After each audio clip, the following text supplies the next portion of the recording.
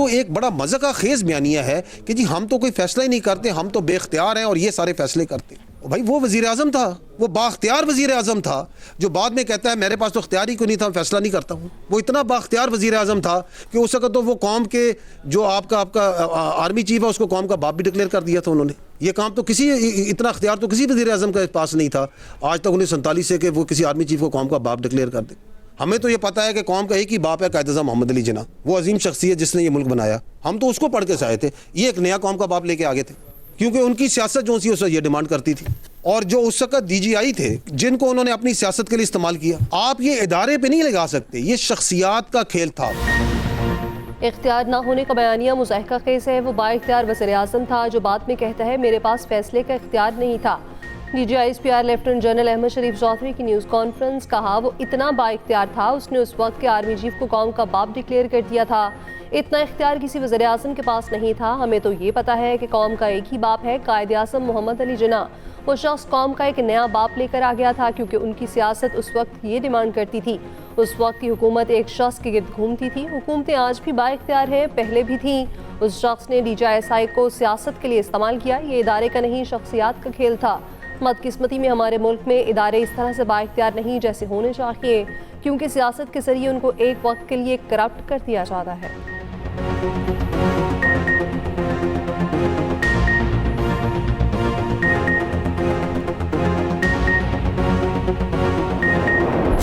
Assembly में बैठ के झूठा बयानिया बनाते हैं। जहां 3800 दहशतगर्दी के वाकयात हुए, 80% of these terrorist incidents happened in KPK। कहते हैं जी कि ये फौज जोन सी है इसको कहीं विड्रॉ कर जाए कि अच्छा जी मिलिट्री ऑपरेशन नहीं करना तो फिर करना क्या है, फिर क्या दहशतगर्दों के पैरों में बैठ जाना है, फिर क्या खारजी नूर वली महसूद को सूबे का वज़ीर आला लगा देना है, क्या उसकी बैत कर लेनी है। फरमा रहे हैं कि हमें अफगानिस्तान मदद करे। ये आपको कोई इजाज़त नहीं दे सकता कि आप अपनी सियासत के लिए, अपने सहूलतकार, पता नहीं किसकी सहूलतकारी करने के लिए आप जो से अपने सूबे को, अपने इलाकों को दहशतगर्दों के हवाले कर दें। मिलिट्री ऑपरेशन नहीं करना तो क्या खवारिज के पैरों में बैठना है। PTI हुकूमत अफगानिस्तान से मदद मांग रही है। KP हुकूमत ने दहशतगर्दों के खिलाफ ऑपरेशन की मुखालफत की। वज़ीर आला KP का बयानिया खुलकर सामने आया। ये असेंबली में बैठकर झूठा बयानिया बनाते हैं। क्या खारजी नूर वली महसूद को सूबे का वज़ीर आला लगा दिया जाए, उसकी बैत कर ली जाए। DGI SPR lieutenant general Ahmed Sharif Chaudhry की कड़ी तनकीद, कहा KP में दहशतगर्दों को साजगार सियासी माहौल फराहम किया जाता है। KP में सियासी और दहशतगर्दाना गठजोड़ नशोनुमा पा रहा है। दहशतगर्दी के खिलाफ जंग के बयानिए से कोई हमें टस से मस नहीं कर सकता। मुल्क की सालमियत और खुद मुख्तारी से बढ़कर कुछ नहीं। किसी की सियासत, किसी की ज़ात पाकिस्तान से बढ़कर नहीं। हमारे लिए तमाम सियासी जमातें, सूबे और फिरके बराबर हैं।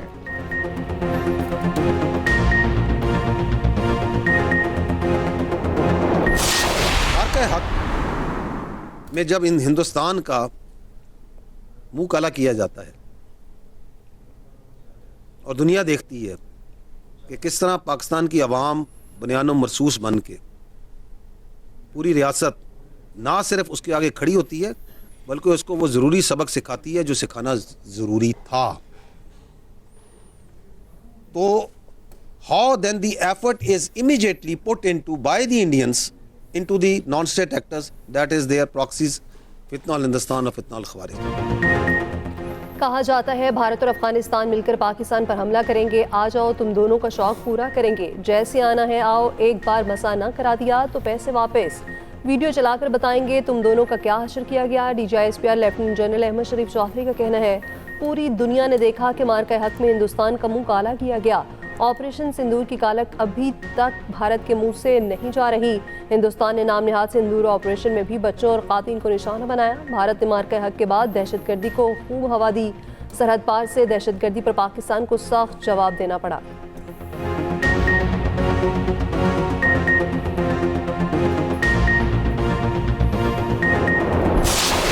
ये जो दहशतगर्द हैं ये ख्वारिज हैं, इनका दीन इस्लाम से कोई ताल्लुक़ नहीं है।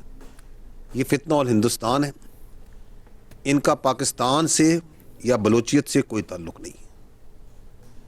So this is the clarity. इस साल 2025 में जो पाकिस्तान दहशतगर्दी और बिलखसूस अफ़गानिस्तान जो कि दहशतगर्दी का एक बेस ऑफ ऑपरेशन बना हुआ है इस पूरे खत्ते में, उसके बारे में जो बातचीत करता था, जो बयानिया बनाता था, इसको आपने देखा कि किस तरह दुनिया ने भी उस बयानिए को एक्सेप्ट किया, एक्नॉलेज किया।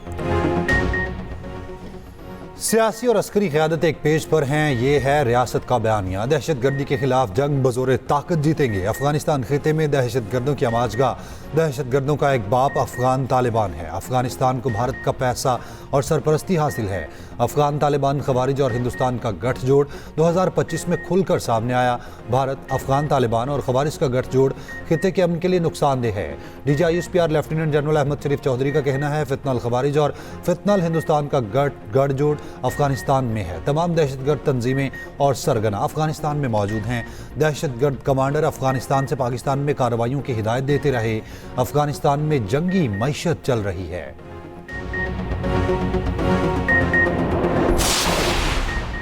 लेफ्टिनेंट जनरल अहमद शरीफ चौधरी ने कहा है, 2025 दहशतगर्दी के खिलाफ जंग में तारीखी और नतीजा खेज साल था। अफगान बॉर्डर बंद करने से दहशतगर्दी में नुमाया कमी आई।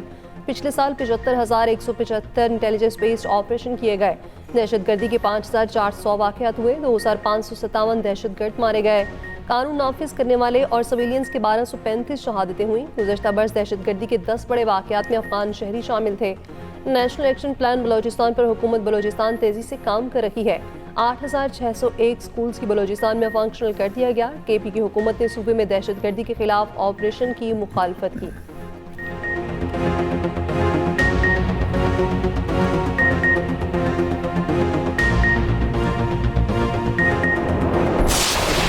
DGISPR ने आज प्रेस कॉन्फ्रेंस की है। मेरे ख्याल इतनी कॉम्प्रिहेंसिव है और साथ भरपूर है एविडेंस के साथ जो KP की हुकूमत है बता देते हैं और अपनी हुकूमत में रहने के लिए, अपने हलकों में रहने के लिए, अपनी सियासी जो सफ़र है उसको कंटिन्यू रखने के लिए। मेरा जेल में मुझे हर्निया की तकलीफ़ होगी। मेरा जिना हॉस्पिटल में ऑपरेशन था। जब मेरा ऑपरेशन हो रहा था तो एक बंदे की ड्यूटी लगी थी कि वेरीफाई करो इसको वाकई तकलीफ़ है, और वो वीडियो बना रहा था। उसके बाद जो है जब पता लग गया कि वाकई इसका ऑपरेशन हुआ है तो इमरान खान साहब की इंस्ट्रक्शंस आई कि इसको कोविड की वार्ड में रखो। KP हुकूमत के लोग दहशतगर्दों को भत्ता देते हैं। DGISPR की न्यूज़ कॉन्फ्रेंस सबूत के साथ थी। वज़ीर दिफा ख्वाजा आसिफ का कहना है, पाकिस्तान में मौजूद PTI की लीडरशिप नहीं चाहती बानी PTI जेल से बाहर आए। बानी PTI काबिल एतमाद शख्स नहीं। बानी PTI पर कोई एतमाद करने को तैयार नहीं। उनका जामिन भी कोई नहीं बनेगा। बुशरा बीबी अगर बानी की जामिन बनती हैं तो बुशरा बीबी की जमानत कौन देगा? एक्सप्रेस न्यूज़ के प्रोग्राम स्टेट क्राफ्ट में गुफ्तगू करते हुए ख्वाजा आसिफ ने कहा, बानी PTI के दौर में मुझे जेल में हर्निया की तकलीफ हुई। जना अस्पताल में मेरा ऑपरेशन था। एक बंदे ने उस वक्त मेरी वीडियो बनाते हुए पकड़ा गया। ऑपरेशन के बाद जब मैं रिकवर कर रहा था, बानी PTI ने हुक्म दिया ख्वाजा आसिफ को कोविड वार्ड में रखो। ये है बानी PTI की सोच। किसी के साथ सियासी इंतकाम ना लेना, ना लिया, ना उस पर यकीन रखता हूँ।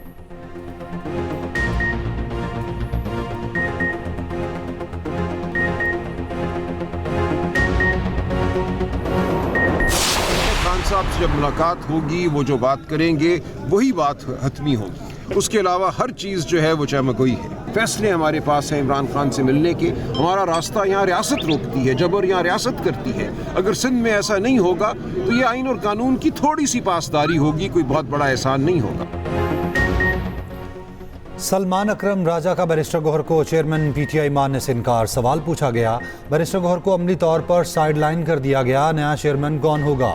सलमान अकरम राजा ने जवाब दिया, पार्टी चेयरमैन सिर्फ बानी PTI हैं और कोई नहीं।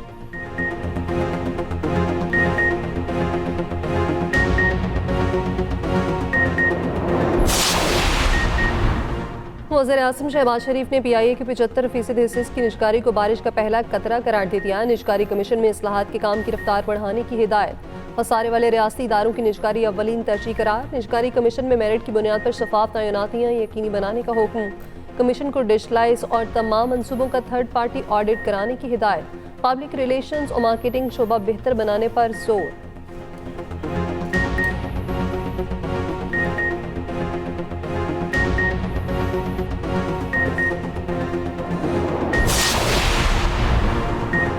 पूरा साल गैस महंगी नहीं होगी। वज़ीर पेट्रोलियम अली परवेज़ मलिक की कायमा कमेटी पेट्रोलियम इजलास में ब्रीफिंग। कहा, वज़ीर आज़म की हिदायत पर रवां साल गैस की कीमत बरकरार रहेगी। अगर गर्दिशी कर्ज बढ़ रहा है तो गैस की कीमत बढ़ाना पड़ती।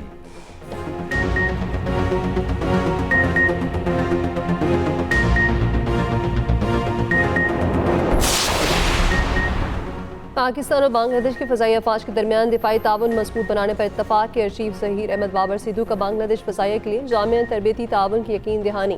बांग्लादेशी वफ़द का नेशनल ISR साइबर कमान और एरोस्पेस टेक्नोलॉजी पार्क का दौरा। ISPR के मुताबिक JF-17 थंडर तैयारों की मुमकिन खरीदारी पर भी तफसीली मुशावरत। सुपर मजाक ट्रेनर तैयारों की तेज़ रफ्तार फराहमी और तवील मुद्दती स्पोर्ट पर तबादला ख्याल। बांग्लादेश फ़ज़ाइया के सरबराह की एयर हेडक्वार्टर इस्लामाबाद आमद। गार्ड ऑफ ऑनर पेश किया गया।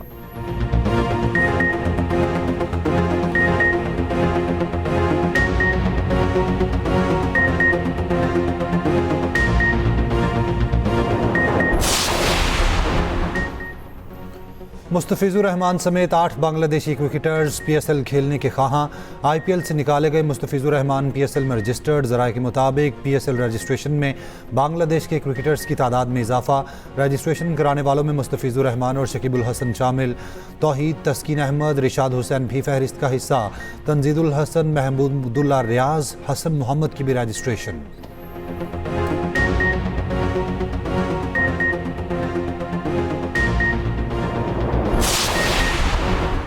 पंजाब के बास मैदानी इलाकों में शदीद धुंध का राज। मोटरवे M1 पेशावर से बुरहान तक धुंध की बाइस बंद कर दी गई। M4 पिंडी भटियां से अब्दुल हकीम तक और M4 M5 रहीम यार खान से रोहड़ी तक बड़ी गाड़ियों के लिए बंद। लाहौर से अलकोट मोटरवे M11 भी धुंध की वजह से बंद कर दी गई।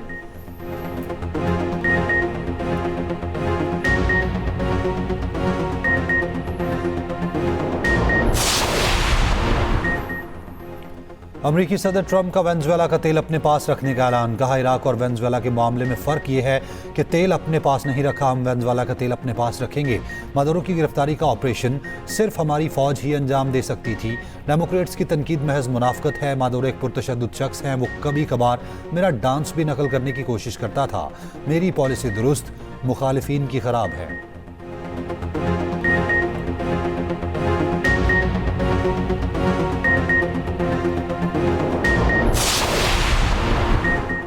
वेनेजुएला के पास 303 अरब बैरल दुनिया के सबसे बड़े तेल ज़खायर मौजूद। अमरीकी पाबंदियां वेनेजुएला की तवानाई बरामदात महदूद कर रही हैं। सऊदी अरब दूसरे नंबर पर। ज़खायर 267 अरब बैरल करीब। पाबंदियों के बायस वेनेजुएला को पैदावार और फरोख्त के किन मसाइल का सामना है।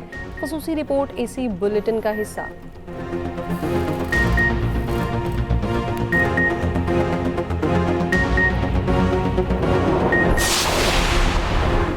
आर्कटिक की सलामती यूरोप और बैनुल अक़वामी सिक्योरिटी के लिए अव्वलीन तरजीह है। यूरोपीय ममालिक और डेनमार्क का ग्रीनलैंड के हवाले से मुश्तरका बयान जारी। कहा, अक़वाम मुत्तहिदा के चार्टर के उसूल हर हाल में बरकरार रहेंगे।